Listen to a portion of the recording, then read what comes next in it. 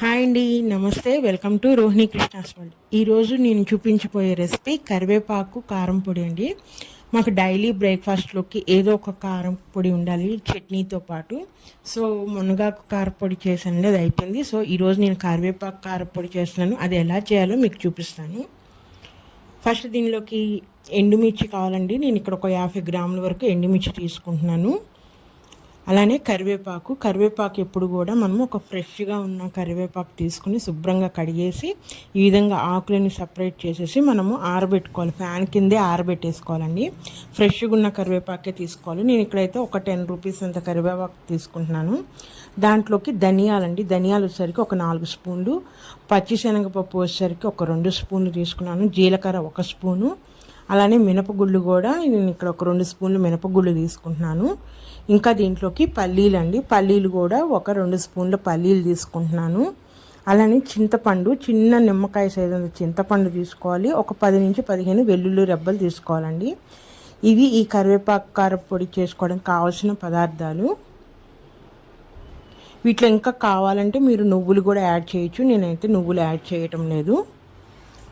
So వీటన్నిటిని first మనం ఒక ప్యాన్ తీసుకొని వీటినన్నిటిని రోస్ట్ చేసుకోవాలండి.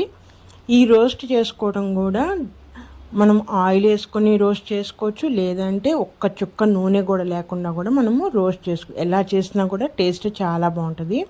నేనైతే ఈరోజు ఒక్క చుక్క నూనె లేకుండా అన్నిటినీ ఫ్రై చేస్తున్నాను. ఫస్ట్ ఎండుమిర్చి తీసుకొని దోరగా వేయించుకోవాలండి, మాడిపోకూడదు. అలా అని అంటే వేగకుండా కాకుండా మంచి క్రంచీగా మనకు సౌండ్ రావాలి. ఆ విధంగా స్లో ఫ్లేమ్లో పెట్టుకొని వేయించుకోవాలి. ఎండుమిర్చి వేయగానే ఫస్ట్ ఈ పప్పులు ఉన్నాయి కదండి, ఇవన్నీ వేయించుకుందాము. ఫస్ట్ స్టార్టింగ్ పల్లీలు వేసుకుందాము, ఎందుకంటే పల్లీలు అనేవి చాలా టైం పడుతుంది కదా. ఫస్ట్ స్టార్టింగ్ పల్లీలు వేసుకొని మీడియం ఫ్లేమ్లో పెట్టుకొని మనము వేయించుకోవాలి. పల్లీలు చక్కగా అంటే సగం వరకు వేగాలండి. కొంచెం పగులు చిట్పట్ అనే సౌండ్ వచ్చేదాకా మనం మీడియం ఫ్లేమ్లో పెట్టుకొని వేయించుకుంటూ ఉండాలి. అలా ఎప్పుడైతే సగం వేగినాయో అప్పుడు దీంట్లోకి పచ్చిశనగపప్పు వేసుకోవాలి. నెక్స్ట్ ఈ పచ్చిశనగపప్పు కూడా వేసుకొని అది కొంచెం 1 నిమిషం పాటు వేయించిన తర్వాత మిగతాయి అట్లా వేసుకుంటూ మనం ఒకదాని తర్వాత ఒకటి వేయించుకోవాలి. ఈ కరివేపాకు కారం పొడి చేసుకోవడం చాలా ఈజీ అండి. బయట కూడా దొరుకుతుంది, కానీ కొంచెం క్వాంటిటీగా చాలా కాస్ట్ ఉంటుంది, పెద్ద టేస్ట్ ఉండదండి. నేను మొన్న ఒకసారి తెచ్చుకున్నాను, ఓపెన్ చేయగానే అది ఎలా ఉంది, చాలా రోజుల నుంచి నిల్వ ఉన్న స్మెల్ ఉంది, అస్సలు నచ్చలేదు మాకైతే. సో ఇవన్నీ మన ఇంట్లోనే ఉంటాయి కాబట్టి చాలా ఈజీ చేసుకోవటం అనేది. పచ్చిశనగపప్పు వేగగానే నెక్స్ట్ మినపప్పు వేసుకోవాలి మనము.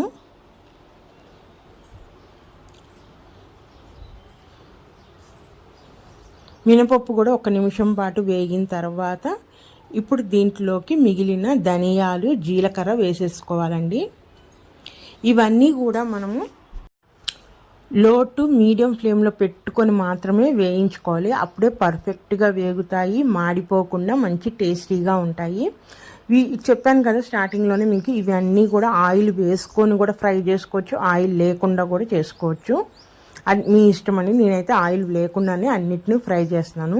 ఈ విధంగా అన్నీ వేగిన తర్వాత మనకి మంచి అరోమా వస్తూ ఉంటుంది. మనకి ధనియాల స్మెల్, జీలకర్ర స్మెల్, అన్ని స్మెల్స్ తెలుస్తూ ఉంటాయి.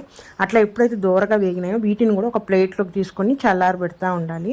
ఇప్పుడు సేమ్ అదే ప్యాన్లో మనము కరివేపాకు ఉంది కదండి, వీటిని శుభ్రంగా కడిగి నేను ఆరబెట్టాను చెప్పాను కదా. ఇప్పుడు ఆ కరివేపాకును కూడా వేసేసుకొని మనము సేమ్ అదే విధంగా మనము ఫ్రై చేసుకోవాలి. ఇప్పుడు ఈ కరివేపాకుని కొంచెం హై ఫ్లేమ్లో పెట్టుకొని మనం ఫ్రై చేసుకోవచ్చు.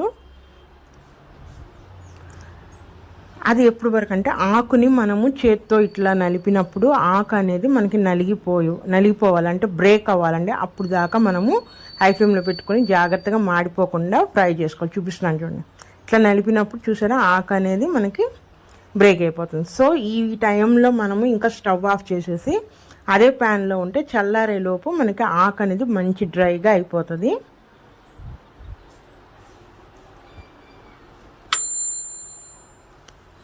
సో ఈ పదార్థాలన్నీ మనం చల్లారేదాకా వెయిట్ చేయాలండి. ఇప్పుడు ఒక మిక్సీ జార్ తీసుకొని ఫస్ట్ ఎండుమిర్చి వేసుకోవాలి. అన్నీ కలిపి ఒకేసారి గ్రైండ్ చేయకూడదు. ఈ విధంగా ఫస్ట్ మనం ఎండుమిర్చి, అలానే కరివేపాకండి,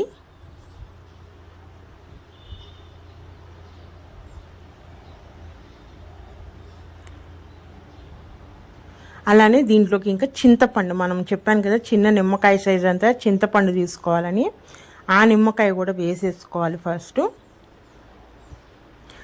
చింతపండులో గింజలు లేకుండా చూసుకోవాలండి మనం. ఫస్టే ఈ విధంగా 3 వేసుకొని మెత్తటి పౌడర్లా చేసుకోవాలి. ఫస్ట్ చూసారా, ఈ విధంగా ఫైన్ పౌడర్ చేసుకోవాలి. ఫస్ట్ చేసుకున్న తర్వాత ఇప్పుడు మనం ఇందాక వేయించుకున్న పప్పులండి, అలానే చిన్నుల్లిపాయలు, ఇవన్నీ కూడా వేసుకోవాలి.